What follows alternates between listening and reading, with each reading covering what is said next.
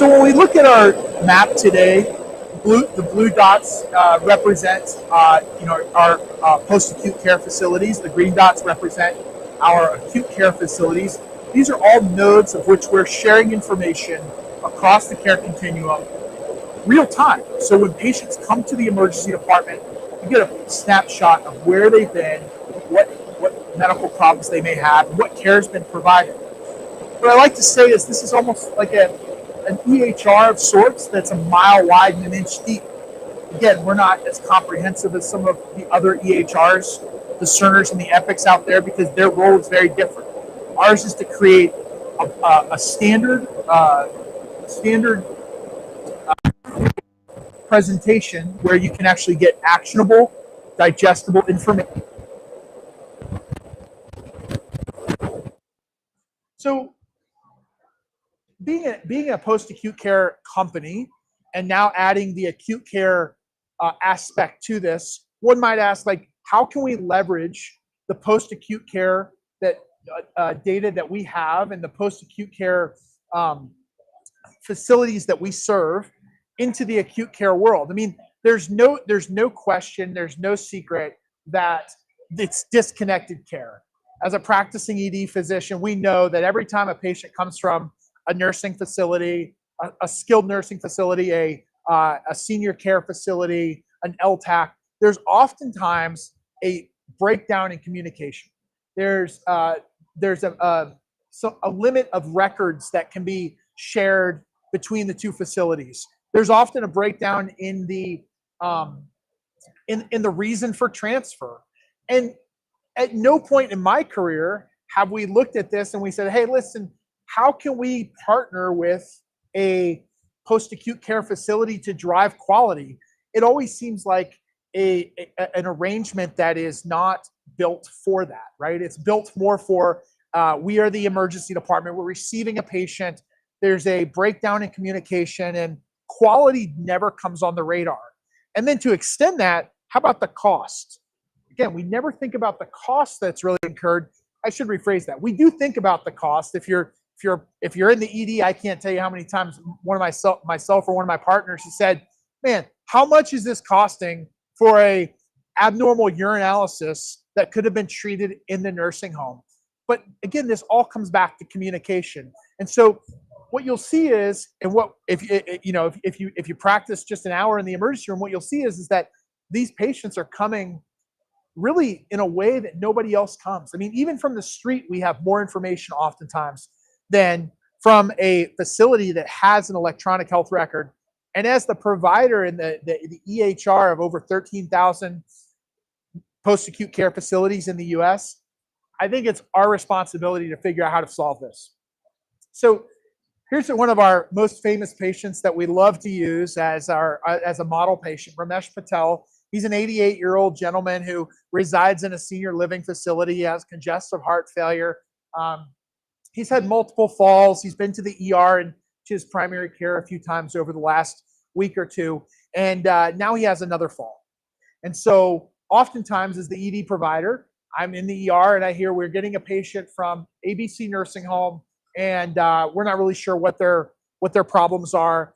And what do they come with? They come with a yellow envelope often, right? And it almost looks like what do they call this? A ream of paper, right? It's about this big, and they just sort of hand it to you, and it's got an MAR from like 1987, along with a discharge summary from 2 years ago. And so it takes time. It's not useful. And so how can we provide that information that is useful, that is actionable at the right time, at the right place, to make a difference in both the quality and the cost of care? And so here's Ramesh. That call is made to the PCP that covers the nursing home. Probably either the call goes unanswered, or it's a very short phone call and they say, call EMS and send him to the ER. And so I'd like to talk a little bit today about two things. One is ED optimization, and then the second is our SNF summary. ED optimization is the sort of the heir apparent to EDI, Emergency Department Information Exchange. We call this EDO, or ED optimization. What does it provide? It provides enough information that I like to say it answers about 60% of your questions. It provides what their name is, who their physicians are, what their phone numbers are, what their diagnoses are, what their medications and allergies are, and what their visit history looks like. Not all patients will have an EDO report, but for different benchmarks that you might be looking for, whether it's 30-day readmissions or patients that have more than 5 visits over a 12-month period, you have a lot of insight into what might be an opportunity for case management, care management, reduction of resources, utilization management, and whatnot. And so it's really an insight that lives within your EHR. It's actually on the track board for Cerner or Epic. A lot of other EHRs have the opportunity for it to live in there. And then, when I started using this product 12 years ago, it was the good old fax. And again, it was transformational at that time to be able to get that kind of information, not 3 hours after you saw the patient, but actually 3 minutes before you saw the patient. And so that was really helpful. Along with this, we can look at some of the more vulnerable patients that we serve, maternal health patients. I currently live in Alabama, and we have a really difficult time with maternal health. We have some of the worst mortality in the country as a state. And how are we going to address this? And as we've done a deep dive on it over the last 5 or 6 years, one of the things that we've learned is care is one thing, but understanding where these patients access care and what diagnoses they have, it would be a lot better to know that on the front end rather than reading a death report and knowing that they were depressed and nobody knew they were depressed. And so how can we bring actionable, digestible information real time to the treating physicians and providers to make a difference, to improve quality and reduce costs? And so this helps improve ED point of care decisions. I use the example of the patient that comes in with abdominal pain and maybe visits other ERs in your area, and they've got 9 or 10 visits, and they've over the past month. And you think to yourself, well, every discharge diagnosis was abdominal pain. How long does it take to do labs and do a CT scan and wait for a read and treat with medications when you could go back and you could say they had a CT scan yesterday for the same presentation? But if you don't know that exists, you'll never ask the question. The second part is we talked about the high priority populations, but remember the value here for a product like this versus others, and that is that this push versus pull concept, right? I share this a lot, but the way that I like to think of it is, when's the last time a nurse from upstairs or a doctor from upstairs called the ER and said, hey, do you have a patient that I can admit, right? We live in a push society. And the problem is we have all the access information. We don't need more information. We need more accessible, digestible, actionable information. And so being able to push a 1 to 2 page report that comes to you that's A standard, B pushed, and 3 actionable is something different than anything that we've got today in our practice. And so while that seems simple and it seems like, well, is it very much different than Care Everywhere? The answer is yes. And I can tell you from practice, using that EHR, using Care Everywhere, and then having this applied to my practice, it is absolutely transformational. And the last thing I'll say is, how do we improve through data and through tools, efficiency, throughput? How do we bring an ROI to a product like this? The essence of our product is to improve quality, reduce costs, and reduce waste. But at some point, we've got to get more efficient. And so being able to use information to reduce unnecessary testing, to reduce the length of stay, to be able to intervene on patients where you previously didn't know you needed to intervene.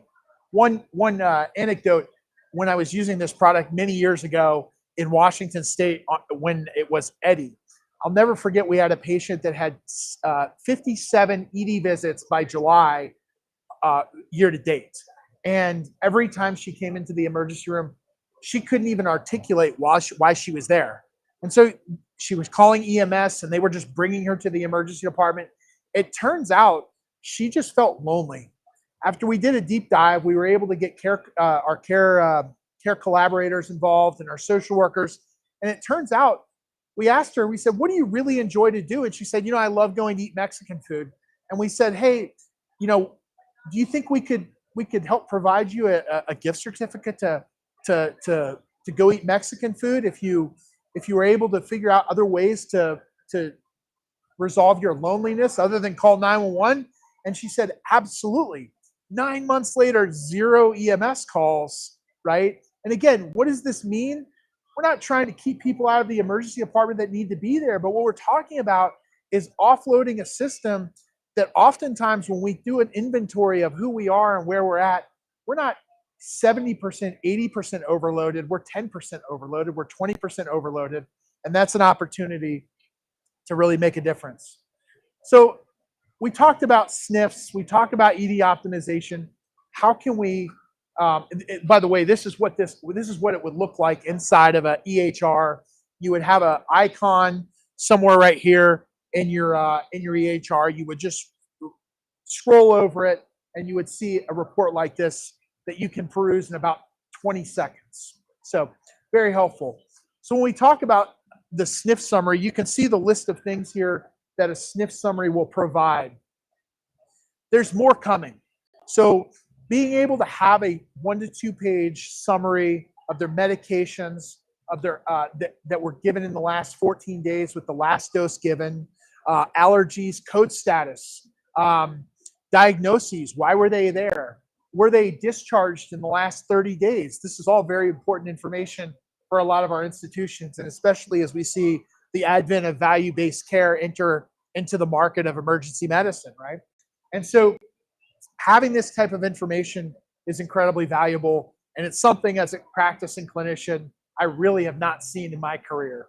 And so what's to come? We're working on AI utilization of being able to predict a reason for transfer. So something that says, reviewing the nurse's notes that say, patient fell, hit head, alert and oriented ×3 on Coumadin. Again, that would be really helpful versus seeing the patient that just says fall and they're obtunded in the emergency department and having to do a very non-specific workup, and somehow that patient gets admitted for a chronic hyponatremia of 124, and we think that's why they fell. And the reality is they just slipped out of bed, everything was fine, and they can go back to the nursing home. And again, we're talking about just 10% of these patients that oftentimes is more than we can handle. So we have a booth at 1607. Like I said, I still practice emergency medicine. I'm incredibly passionate about being able from a macro level to share information real time to be able to affect outcomes of patients. I really appreciate your guys' time. I welcome any questions at this time.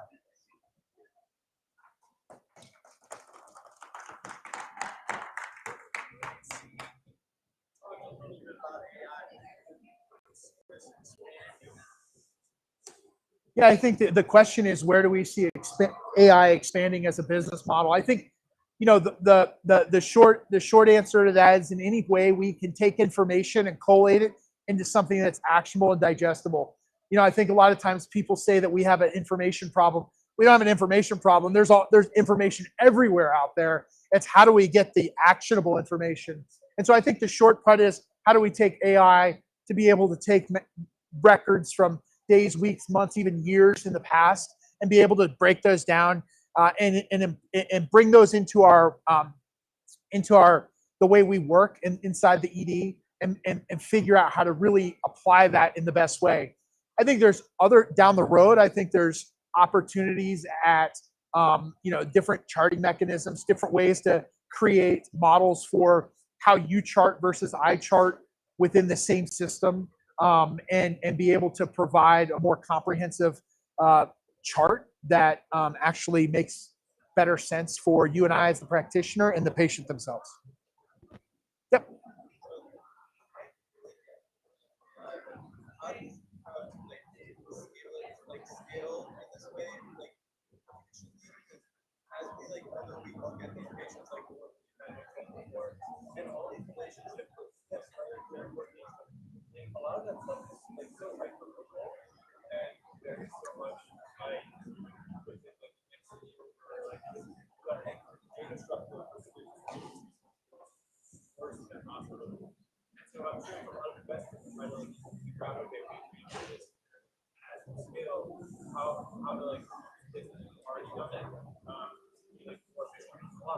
Right. So the question is, how do you scale effectively with working with health systems as well as post-acute care facilities? It seems very local at times. And how does that, how do we look at a large scale opportunity? I think the answer is, I think you're dead on. I think that it's a hard thing to scale, but I think the opportunities that we should really be dare I say, obsessed with are almost micro environments, right? How do I go into a service area that may have 1 million patients and work with the health systems locally, work with the ACOs, work with the post-acute care, get everybody on the same page? And it may be a state with 5 million people, and I only have 1 million people engaged. But I think that's the place to start to follow that model. I don't think we've had some opportunities to go at a more broad scale, and in some of those locations it works, and in some it doesn't. But in order to get a widespread adoption of this, it takes education, it takes quality improvement, it takes hearing back from the clinicians and being able to say, oh, you need this, you need diagnostic radiology results. Okay, let's work to put diagnostic radiology results. You need MDRO use cases for patients that are in the nursing home with really complex organisms. Let's work on how to do that. And so having that sort of two-way communication between organizations like ours and the clinicians is going to be basically integral going forward. Yes, sir.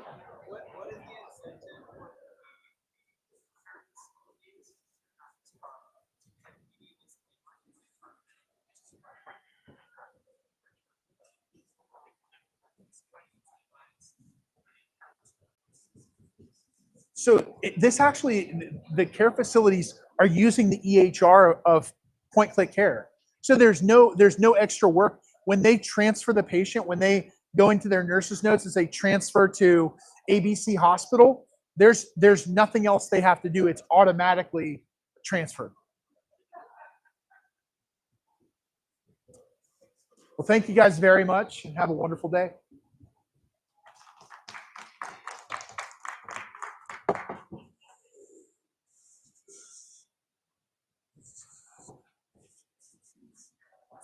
I appreciate it. Yeah, appreciate it. All right, everybody, please feel free to stick around. We have our innovator meetup in